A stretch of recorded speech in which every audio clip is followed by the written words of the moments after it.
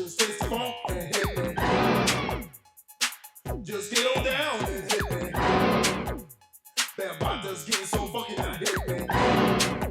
Yeah, just hit me. It's time to chase your dreams about the seats. Make your body sway. Socialize. Get down. Hello, fight fans. George Hansen, the Pope of Pugilism. Have a great one for you today. With me, the man, the myth, the legend himself, the Reverend Elvin Thompson, who's been in boxing since Jack Johnson was in grade school. This man was the brains behind Frank Animal Fletcher, Anthony Two Guns Fletcher, and Troy 40 Fletcher, and a host of other fighters. Today, he's training Christopher Ice Cold Brooker. That's his new protege. But Rev, how you doing, my brother? I'm great. Chicken, how you feel? Rev, you know, I've known you since I got off the the plane from Jamaica. True. I've seen your works. That's true. What got you involved in boxing? How did you start? Well, boxing. Well, I've always liked boxing. However, what got me into my journey as a coach started pretty much when I graduated from Manor Bible Institute in 1972. I've always had some kind of plan for young people in the streets, wanted to get them off the streets. However, I didn't know how that was going to work. And at that time, I was in Passion Gymnasium out there, Deep and Moore. Training with Jimmy Off and a lot of other pros that were there. Had no intentions of being a coach. Coaching wasn't part of what I wanted to be. However, being in the gym and learning to fight, some years ago was a young man by the name of Joe Renzi. He's a medical doctor now. Tony Bassani and I, we used to box every day, and at the end we would train the kid.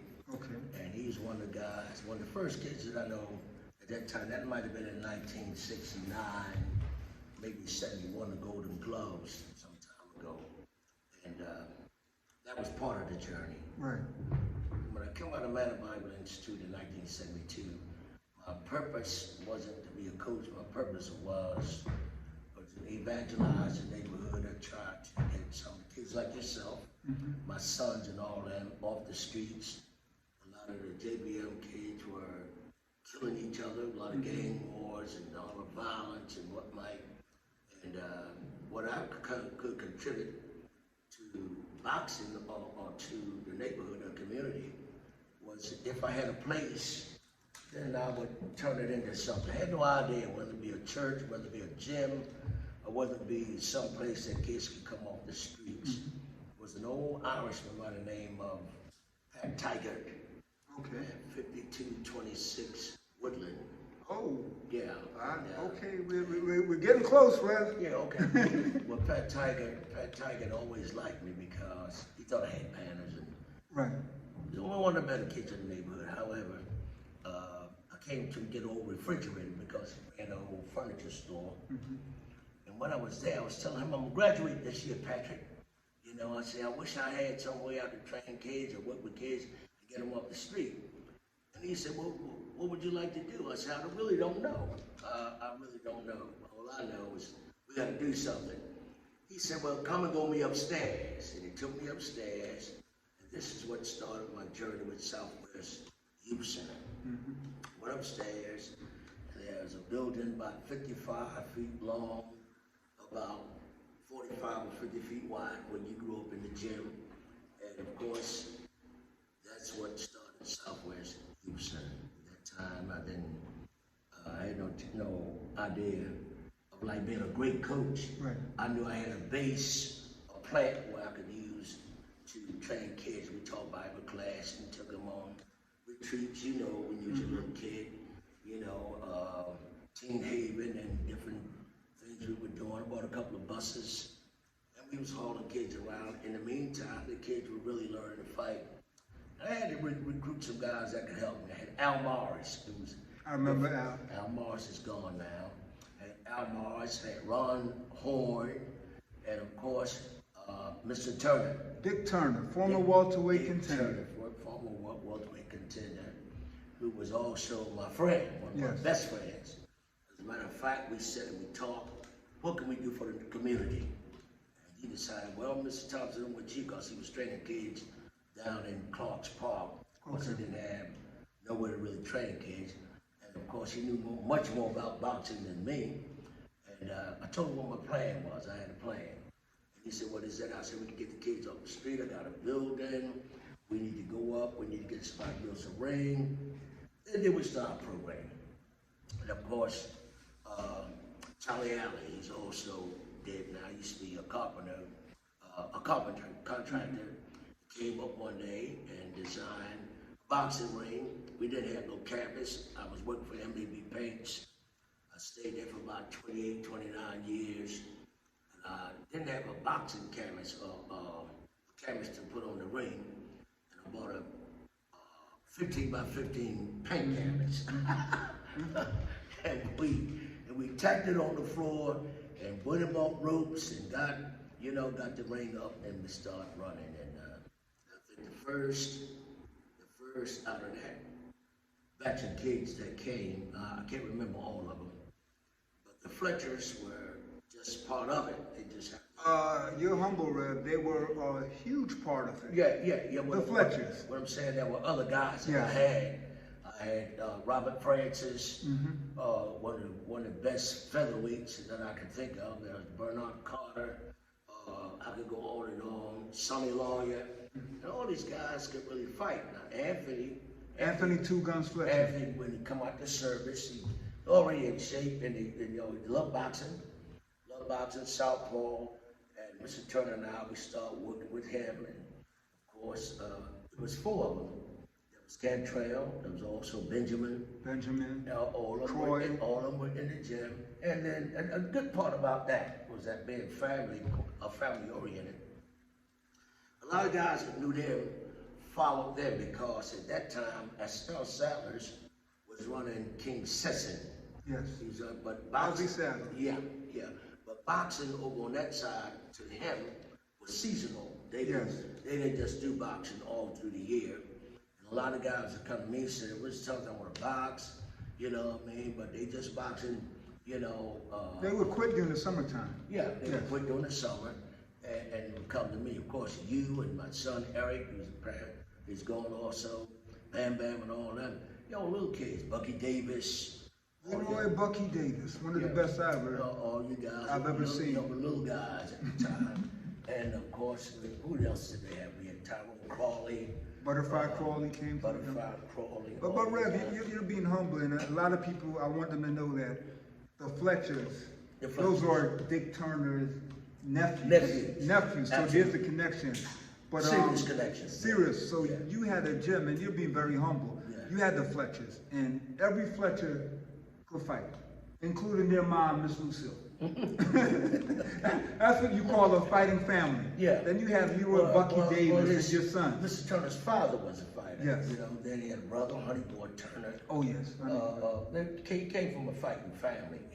Being in a fighting family don't make you a fighter. You may have fight in you, but it don't make you a fighter. Champions are not born; they're made.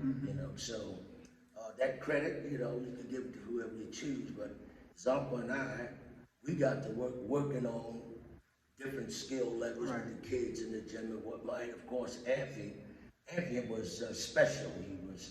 He had exceptional skill. Rev, you're being very humble. And I say this, I need to say this on camera. Yeah. Probably the greatest mind I've ever met in boxing, Anthony Two Guns Fletcher. Not only was he a great boxer, but he could break a fighter down inch by inch, piece by piece, and tell you how to beat that fight. Boxing genius. Yeah. See, what I would do with Anthony in the early part of his career, when I realized I would get to a place where some things I wasn't as good in as I like to be. Right. I would go to my old coach. I went back to South Philly. Went back to 19th to Reeves and Jimmy Arthur, one of the greatest coaches that I know of that ever came through the state of Pennsylvania. One of the greatest coaches, period. Yeah. He's up there with Jack Black. I would agree with and that. Eddie Futch. I would say that. I would say that easily. I would go to Jimmy and I would tell him, listen, I have a kid, and I think I've taken him at this point as far as I could take him. And while I'm learning from art to work with the kids, that started increasing my desire to really start coaching. And Anthony, of course, Anthony, when the Nationals first year was out, I think he won the Golden Glove and Silver Glove. AAU champ And then I had some 1977. other guys. I had Robert Francis, Kareem Nafis, Michael Ross, and our Sabre started really going. Southwest Youth Center was recognized practically everywhere. Russia, Poland. Anthony was international. It wasn't just going to the Olympics. The Olympics were really going on. What I'm saying, those guys were fighting internationally. They was on a team that took them everywhere, to Poland and Biloxi, Mississippi, all over the country, and they were fighting. And of course, he was one of the better ones that came out of that. And there were two gyms in Philly, Rev. The Executioners. Hardcore. The Executioners. Hardcore. Right. The I Executioners would agree.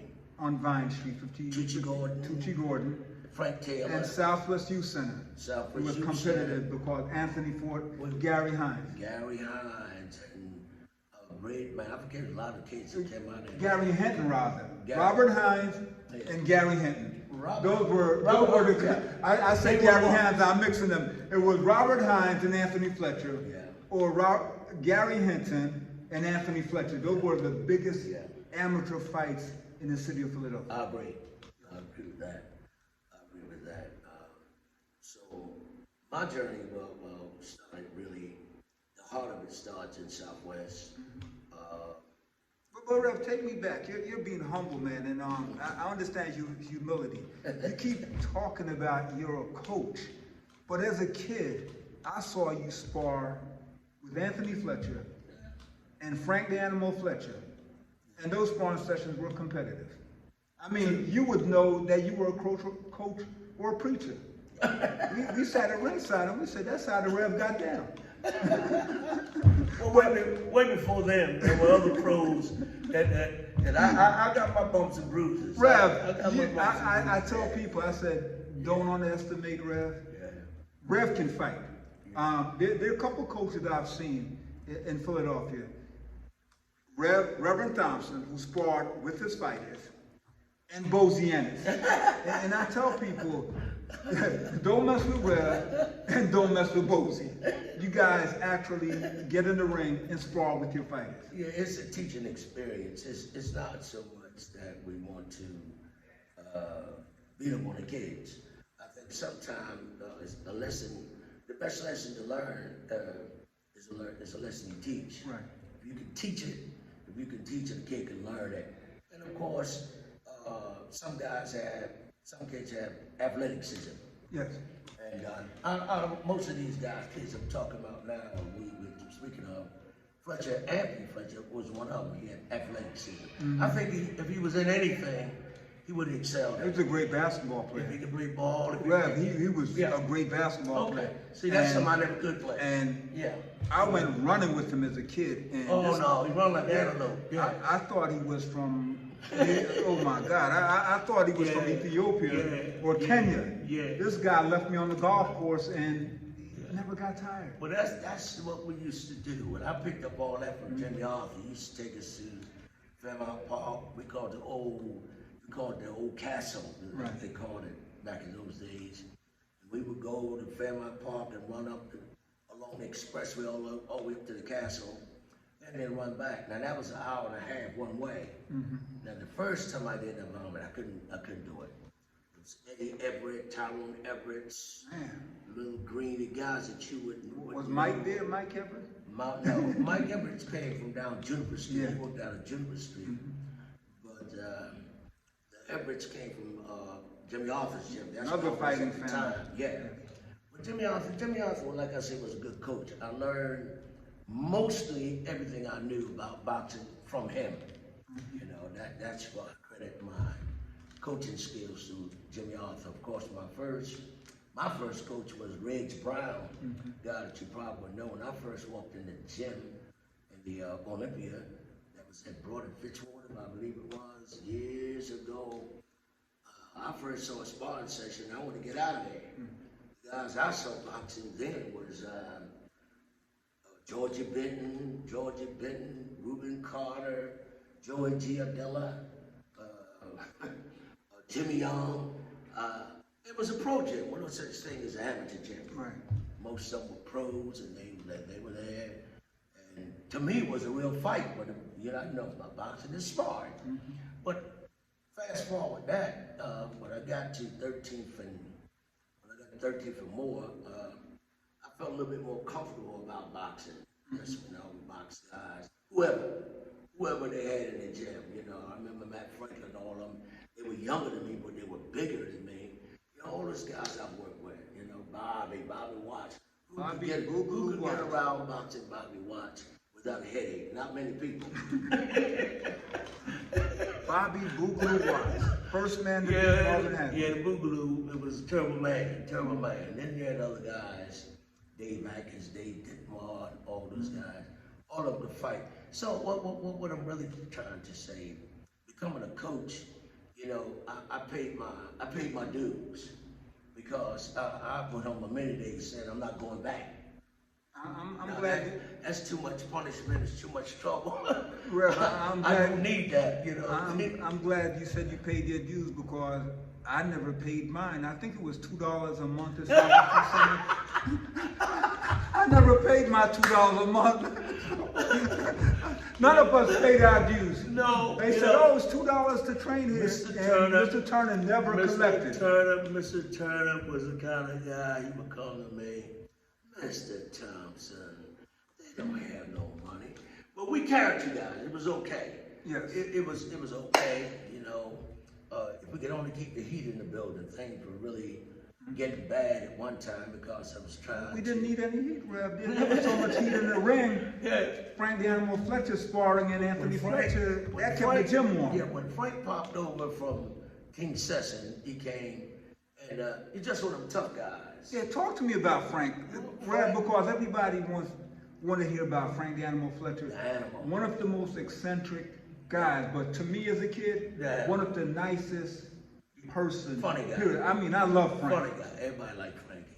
Frankie, let me put it this way, but some of the better qualities. There's some better qualities about Frank. What I admired about Frank Fletcher more than anything else, I've trained hundreds, maybe thousands of guys in this city up until this very moment. He's one of the most fearless fighters I ever worked with. Yes. Turnovers, guys like that have just fearless. They don't, you don't see them get nervous or you're shaky. They don't care who it is when they walk out on the canvas. It's either me or you. And he was one of those guys. And just tough. He had seven amateur fights. He had 7 amateur fights. I think in less than 3 years, 2.5 to 3 years. He was in the top 10, one of the most feared middleweights in the state. Yes. In the world. Frank Yes. the Animal. And I used to fuss at him a lot about cigarettes behind us. He wasn't a real, I don't know, we just called himself trying to smoke cigarettes. He wasn't no smoker. And this guy, once he got in shape, he stayed high on being in shape. I used to take him to 69th Street, especially when we started fighting, trying to make a few dollars. He would run from 69th Street to Broomhall. And I would just park my car and wait for him to come back. Then he would come back. And I used to take Anthony and 40 and them around to the airport circle. Yes.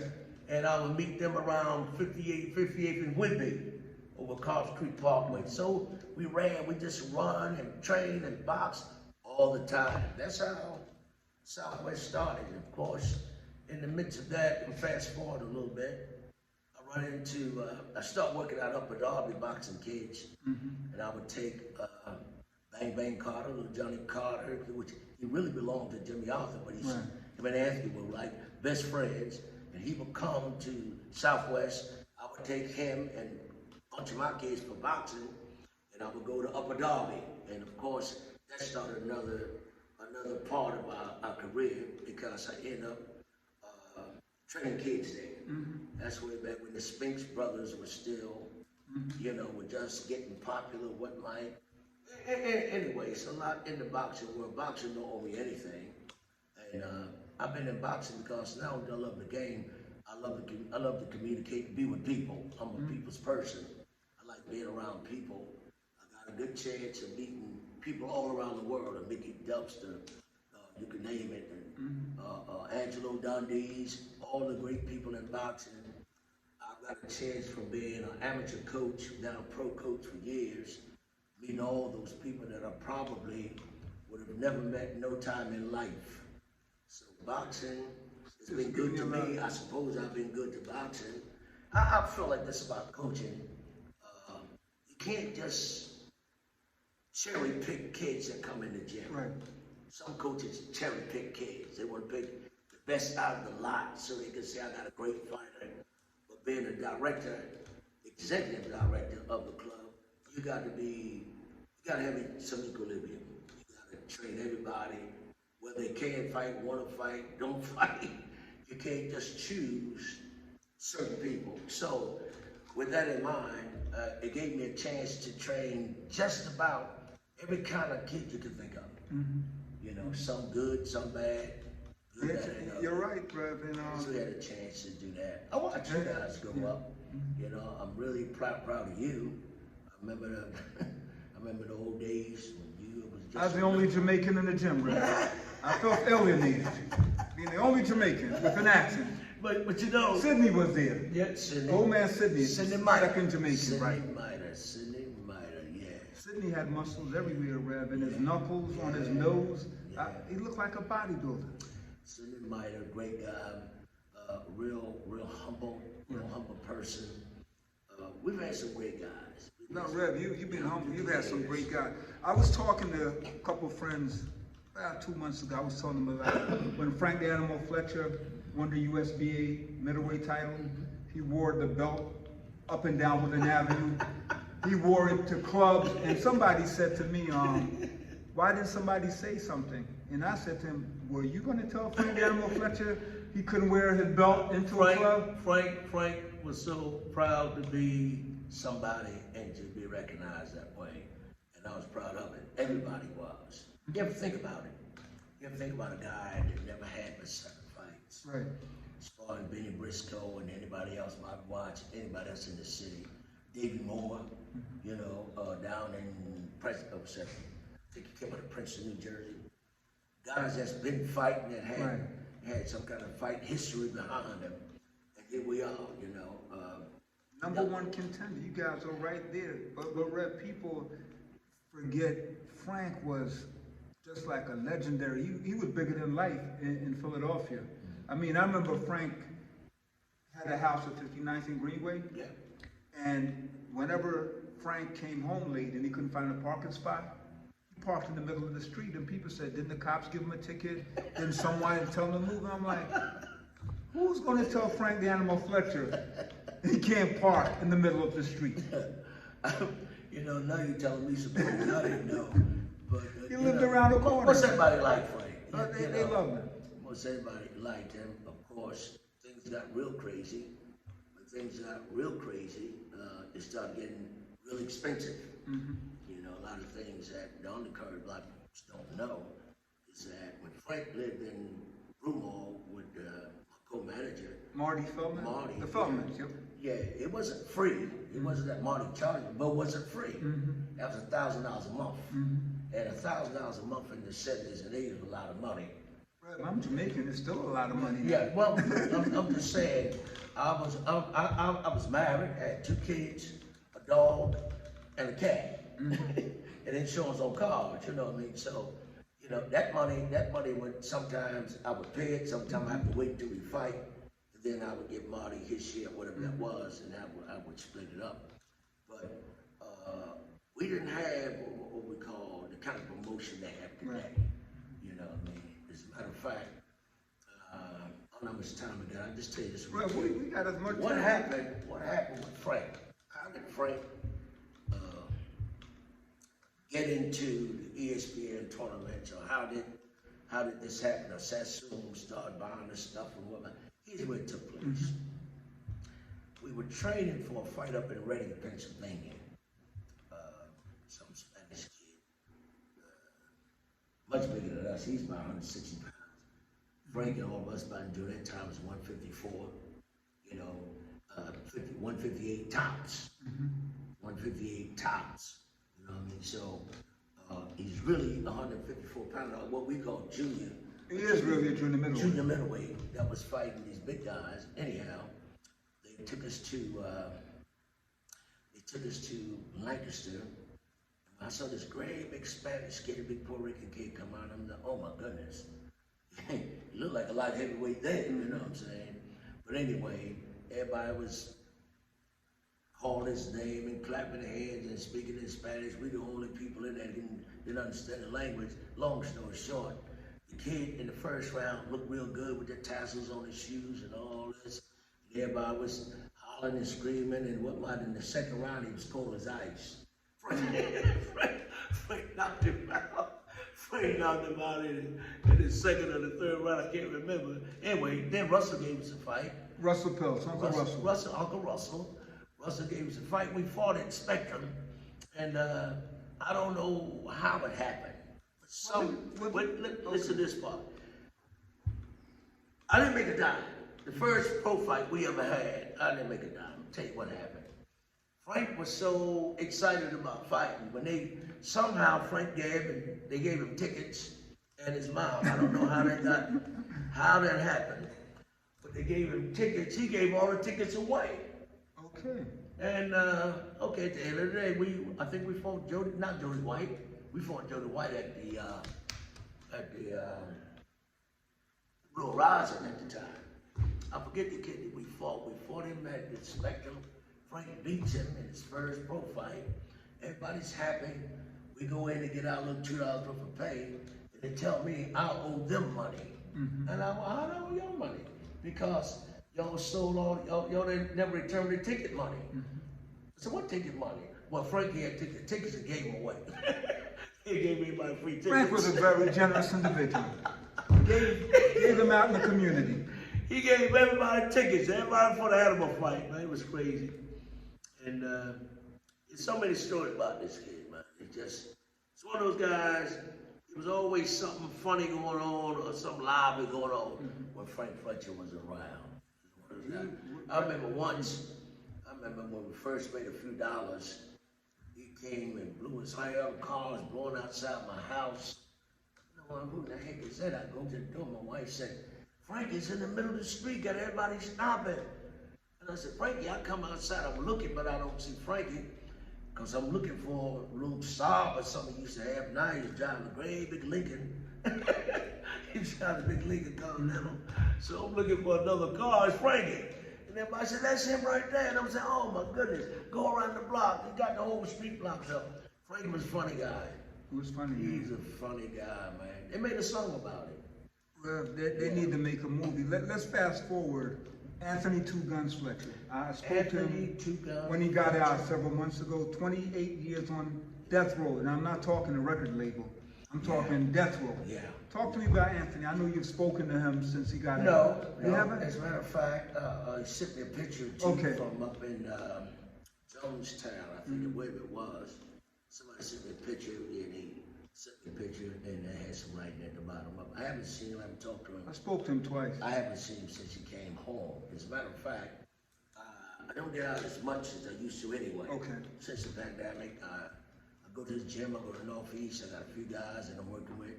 Young Isaiah Wise, I got Christian Booker. Ice Cold. Ice Cold. These guys are the guys that I'm concerned about right now. Being that most of my little kids, they're won the Junior Olympics and some other stuff. You know, Salim and all of them, and Pocket Rocket, all of those. I like that little kid, Pocket Rocket. All the kids now, all the kids now are down at Fight Firm with Paul Crow and all of them. They teach them real nice, and they're doing real good. And really, it's a breath of fresh air for me because I don't have the energy and the time to be with all these little kids and their dude. And Dawu is a great coach. You know, he's been doing real good. And everywhere they go, they're winning. One year, you guys, a couple years ago, you guys won so many championships. You guys were like the Best number gym in the one city. gym in the city. Philadelphia. Yeah. Yeah. We won all the Junior Yeah. Olympic championships, King- etc. we're in King Session now. Rec Center. We're in King Session Yes. now. Yeah. Well, you know, some of the kids pop in and out, but preferably they are training down Right. and That's fight right. for her. And I'm glad. And what it gives me is give me ample time. Give me ample time to put into the guys now that I'm working with, you know, to sharpen up on some things. And Quality time. one group you have to mention, Rev, there was a time in the 90s that you got all the fighters from Tanzania. Tanzania. Roger Matala, Okari, I mean, Who you talking about? you had a bunch of guys that came straight from the motherland. Yeah. And Roger Matagwa was something else, man. Roger Matagwa, Miambea Bakari, Okari, right? Fiki Wilson. You had Shaka Malulu, the heavyweight. Yeah, they were great kids. Yeah. They were great kids. Bakari and I are still very close. Matter of fact, he just came by a few days ago and bought a bunch of pineapples and left them on my porch. Yeah, he works for a produce operation. Roger, I haven't seen in 2 or 3 years now. I don't know, but I understand that he's doing okay. Yes. Roger Matagwa came from Tanzania. Yes. He spoke Swahili when he came here. You learn everything from us. You know, the fighters that was in the gym teaching I us. know for Junior, I saw him in here because you guys trained here, and you ran Marion Anderson Rec Center. I remember one day we were in here and Roger was working out and we were lifting weights. This guy sparred 8 rounds, and we were over there doing 220 on the bench. Yeah. And he came over there and we asked him, do you want us to take some of the weight off? He said no. Roger got under the bench and threw it up, I think, about 6 times after sparring. Yeah. This is a guy weighing 120, 225 pounds. Yeah. He bench pressed 220 with ease. He was a freak of nature. Roger was all those guys, you know, but Roger was an exceptional athlete, and I think He was. one of the hindrances was it took so long before we could really learn to speak. I'm just talking the boxing language. Yes. I learned the boxing language way before we could speak, like dip, box, slip, and then bob, step. You know, he knew all the language you're talking to him, but he couldn't hold a conversation. Right. And eventually he learned to, you know, talk. I got Roger and them through the missions board. Right. I'll tell you how it went. There was the old man by the name of Joe. What was Joe's last name? Oh man, he used to live. He used to live in Africa, and he had an Africa connection. You know, Joe Brown, that's his name. Joe Brown said, "Listen, you're a coach, and I got some good kids, and blah. I need them to come here." Joe fixed up his house. He turned his basement, or his cellar, you might say, into a 3-room apartment. Shower, radio, TV, and everything that was comfortable for living. And of course, he brought the kids here from Tanzania. That was one. The first 2 guys I got was Roger and Bakari. And of course, being already in zinc with Russell, told Russell about it. Russell came here and saw him box. And we had a couple of guys he could fight a little bit. I can't think of the name was. Roger was the one, actually was a bantamweight. Right. He really He was a bantamweight. a 118, a 118, 122. But anyhow, Russell came and he saw him first box. When he boxed, we started promoting it, you know, and the rest of it's history. I think what happened is being westernized. The kids start, you know, getting a little too westernized. Put it that way. I understand. And eventually, you know, the streets or whatever took over, and that's where he is now. Yeah. His last fight, I think his last fight, we fought in Florida, then we fought, I think his boy's name is Luck.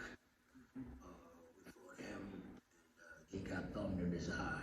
Found out later on that he had a bruised retina, and of course, he had a couple of cataracts. I don't know if we got him taken care of or not, and I figured, okay, maybe this is the end of the line for him. But in between these guys, these name brand guys we're talking about, there's been a lot of great guys came through, Marion Anderson and Southwest Houston. Gerald the Jedi Noble. Gerald the Jedi. My God, man. Talk to me about that fight, Rev. Leo Edwards. When Gerald went Germany. to Germany and he fought the 7-footer, the biggest heavyweight champ ever, Valuev. Yeah, Valuev.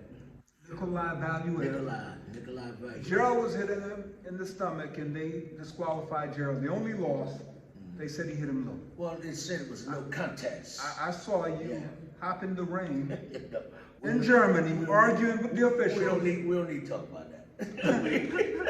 we don't need to talk about that.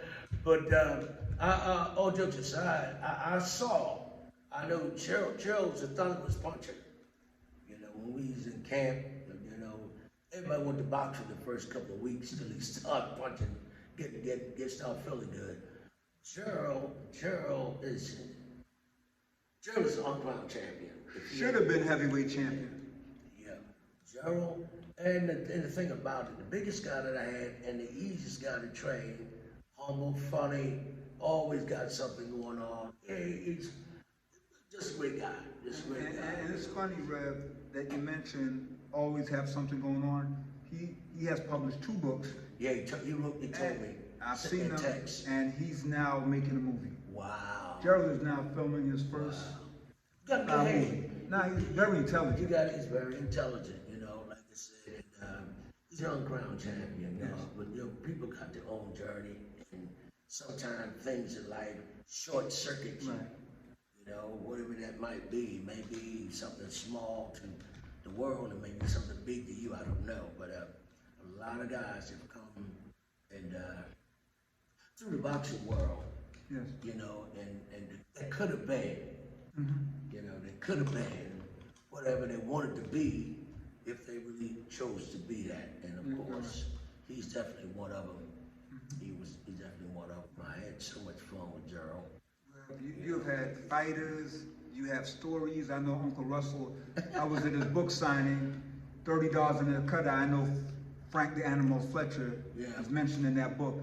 But you've had quite an incredible journey. Right now, you're down here. You came down this morning with your fighter, Christopher Ice Cold Brooker. Let's talk about your next prodigy, even though he's a veteran. See you guys working on a lot of things. Bring back fond memories of Frank the Animal Fletcher. Okay. Talk to me about Ice Cold. Well, Ice Cold, what I know about him, he's a great kid. You know, he's easy to work with. You know, he's not argumentative. He got good manners. And he's excited about learning something new. Right. That gave me more inspiration. And he learned some things that I feel he should have already known. Right. You know, you should know. Now he's picking up on some things. He feel good about it. You know what I mean? Can't keep him out the gym. That's true. I can't keep him out the gym. He got good work ethics. He's good. Him and Isaiah Wise, great kid, humble kid. You know, these guys are learning. Right. They're still in a learning process. They're still relatively young. They still got a good chance to be somebody in this game. And of course, this may be the last U1 for me. I'm not getting any younger. I put quality time in these guys because I'm excited about watching my own work. I've seen other people's work. I like my own work. When I see a kid out there on the canvas, he giving me 100%. You know, when win, lose, or draw, that's my game. You know, I don't get mad because the kid lose or he shoulda, woulda, coulda. Some coaches got a thing about if a kid lose a fight or whatever. If you lose, you lost. Sometimes you lose and you didn't lose. Depends on who the judges are. You may have a crooked referee, crooked judge, and everybody waves that like that's the way boxing is. That's not the way boxing should be. You win, you win. It don't make no difference whether you do a house fight or not. If you lose, you lose. That's the way boxing should be. So you won't damage the other kid's career, mess his life up. So I've had a lot of that too. You've had a lot, and Rev, I've had a lot of that. The famous quote, I remember I was a kid and someone was in the gym, older fighter, forgot he was in his late 20s, and you know, we were kids fighting amateurs, and I remember the quote, and I never forgot it. And he wanted to continue in the amateurs, and I remember what you told him. Son, you can't eat trophies. Can't eat a trophy. Talk to me about that quote. Well, okay. That's true. It still Can't eat remains, trophies. It still remains the same for me now. My thing is, when a kid get 20, 21 years old, if you've been boxing any length of time, you're a crossover fighter. Yes, yes. We used to call them years ago, semi-pros. They don't use that terminology no more. I'm a semi-pro. What do you mean semi-pro? When you're about to cross over. You either in or you're out. Right. You know, you have to make up. Kids have to make up their mind. Look, I'm all the way in, or I'm not in. But I don't favor guys that want to stay amateurs and then let the time boxing kids. Yes. You get a certain age, it's time to move on. True. It's time to move on if you got the confidence in yourself. Yeah. When I come back to Marion Anderson back in the early 90s, you might say, Kevin Burwell was the director at the time, and most everybody in here were just bag beaters. What I mean by that, they had no intentions of being pros or doing anything. Candyman and everything. You just name all the guys that turned pro. I turned pro when I came here because I said, you can't be in here with me. I'm spending my time and energy in you every day to be a professional bag beater. Okay. And you're right, you can't eat trophies. You can't eat a trophy. Now, you make up your mind, you're gonna fight just as hard in a 3-round fight to get a trophy at a certain age I'm talking about. Right. As you would if you fought 4 rounds, you're getting paid. Yeah. You know, and the thing about a pro, now it's a job. Win, lose, or draw, you're still gonna get paid. True. You know, you get a medallion at the end of a 3-round fight. You fought him just as hard as you fought the first fight. So you have to make it up in your mind. You can't do it for a kid. You just put it out there, let them know, well, look, at some point you got to make up your mind which direction you want to go.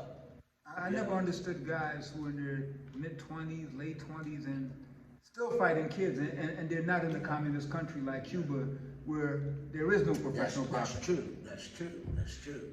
You know, I think when you get 19 or 20 years old, if you haven't turned pro, you have to really be thinking about whether or not you're going in that direction. Right, exactly. You know, you keep thinking, well, if I go to the Olympics, if I go to the Nationals, there's ain't nothing wrong with that. But if you lose twice in the Nationals and realize I can fight, I just didn't win. Right. Then you're wasting your time. If you some pipe dream in your head thinking, if I go this time or that time, I'm gonna win. I think I can win. Then you're gonna keep on reaching for stars when you should be on your way doing something different. So that's my take. I agree. Everybody don't have to think that way, but at a certain time, it's time to move on. You know, kid, I got some young kids in my gym right now. It's not even 18 years old, 17 or 18, already got 80, 85, 65, 70 fights under their belt. That's a lot of fighting. That's a lot of fighting. You know what I mean? So by the time these kids are 19 or 20 years old, they've already had 100 something. I think when Anthony turned pro, I think he had something like 175 fights. Yeah. He had close to 175 fights over a period of what? 5 years or less. I think, I don't know how many he lost. I can't remember. But he was an exceptional guy. But everybody don't have that kind of skill. No. Everybody, what happened to Anthony is unfortunate, but he's a blessed young man. Yes. He's blessed. He had Bell's palsy when he was young, you know, and it affected his face. Or they call it Trunker's disease. He had that. Of course, he got shot 7 times. He's on death row for I don't know how many years, and now he's 28. Like, he's a guy that can't do anything but give God praise. That's true. It's the grace of God that brought him this far, you know, and still able to go around and do whatever he need to do. So, Well, Rev, you know, I think I'm calling Anthony up and I'm going to write the script for that movie. Two Guns, Anthony Fletcher. My good friend. But Rev, we're about to wrap up, man. It's been a pleasure. Always. Like I tell people, I've known Rev since I was 13. Always been positive. Learned a lot from you. And it's just great to see you still in boxing. Yeah. And I can put that out there. We need to get you to Pennsylvania Boxing Hall of Fame.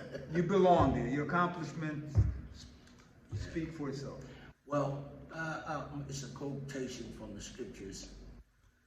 The Apostle Paul, when he was in Ephesus, he says, there's an effectual door that's been opened to me, but there are many adversaries. I'm going to leave it at that. Well, Rev, thank you, folks. There you have it. The Reverend Elvin Thompson, the baddest man who could ever knock you out, and just pray for you after he knock you out. Listen, Rev, I'm done. throw it up for better than he can quote a scripture. Thank you, Rev. It's been a pleasure. Thank you. Thank you. Okay.